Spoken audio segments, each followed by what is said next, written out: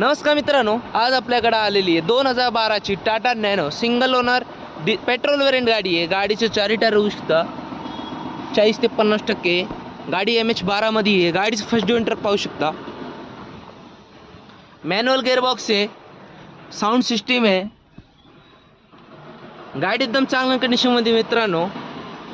गाडीचं बॅक डिव्हिंटर पाहू शकता।